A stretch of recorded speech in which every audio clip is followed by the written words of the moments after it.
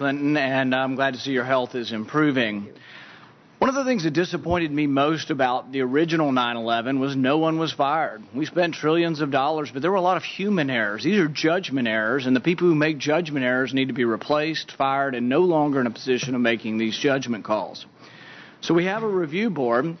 The review board finds 64 different things that we can change. A lot of them are common sense and should be done, but the question is, it's a failure of leadership that they weren't done in advance, and 4 lives were cost because of this.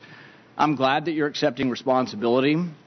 I think that ultimately with your leaving, you accept the culpability for the worst tragedy since 9/11, and I really mean that.